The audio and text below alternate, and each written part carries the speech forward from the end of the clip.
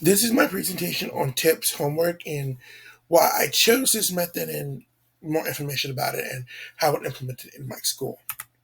So, what is TIPS homework? So, TIPS homework is the concept that implementing interactive homework that is sent home with students. And instead of homework that is done alone, it is homework that actively involves the parents in its completion. So, homework that is assigned should be covering what is learned in class. And what happens is a line of communication is created between the parent and the teacher because one, the homework should include a feedback portion where the parent, feels out like, okay, my child didn't struggle, my child was fine. And any other line of questioning the teacher may feel needs to be included. And so the hope is that parents are able to see what their child is doing, understand, what is going on in the classroom, and gives both parent and teacher an evaluative tool to see, okay, well, how is my child performing, and how is the student performing, and what can be done to help. So the reason why I chose TIPS homework is because there's a limited parental involvement at my school, and there's a lot of parents who are just choosing not to get involved. And there is an exception for those parents who just do work long hours to support their family. But there's also other factors going in that teachers cannot mend the academic gaps, particularly if a child is below level, or continue educational growth for a child if they're where they need to be by themselves. There does need to be an at-home support because research has shown us that when there is an extra reinforcement at home, a child improves greatly. And so there's also a number of parents who want to get involved and want to know what's going on in the classroom, but simply don't know how to and don't know where to start. So this, I thought Tim's homework was the best way to deal with these issues. So implementation. So step one is getting and notifying the learning resource team at the school. And this would be the individuals at our school who make sure curriculum is being taught correctly, as well as ensuring the students receive the services they need. So this would be the principal, the assistant principals, the instructional specialist, the reading resource teacher, and the learning resource teacher.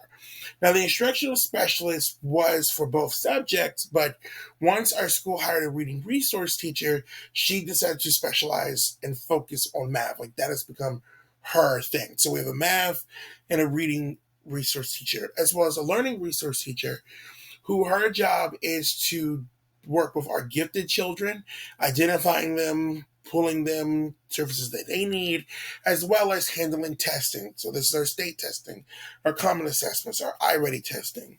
And then our assistant principals are important because they each have missions. So one assistant principal deals with 504s, IEP, special education.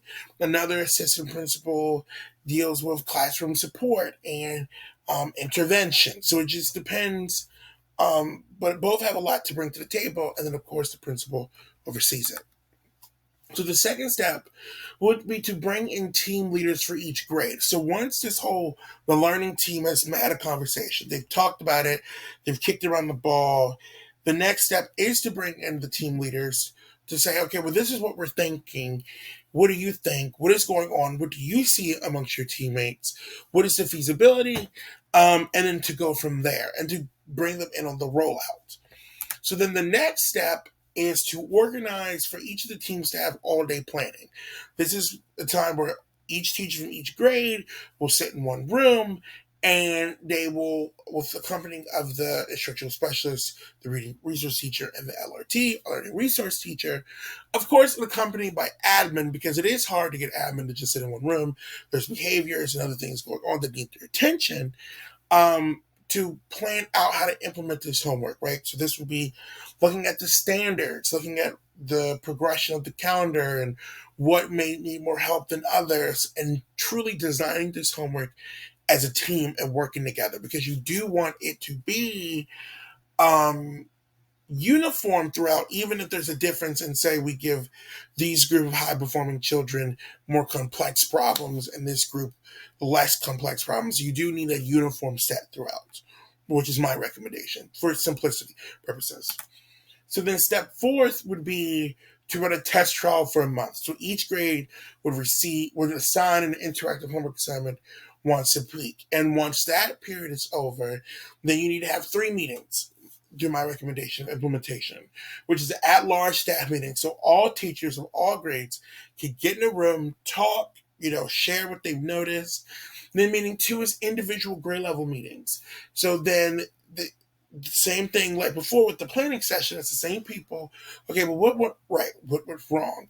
Well, what did you hear from other people in other grades that you would like to implement here for our grade? And then the third meeting is just going to be the learning team. They take everything they've heard, bring it all together, and go from there. So then step 5 would just be to roll out the interactive homework for a year. Monitoring would be, my school does quarterly all-day planning sessions. And so during these quarterly all-day planning sessions, the goal would be to discuss, tweak as necessary. And then, of course, at the end of the year, to make improvements and have those discussions. But there shouldn't be redrawing of a grand scale throughout the year.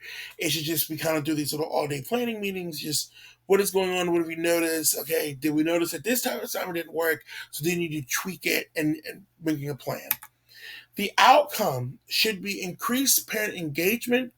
That means parents should be more involved. They should know what's going on. And increased coverage of standards so that maybe some concepts that we don't get to cover in class or do not get the full attention they should need or students are struggling with can be covered at home.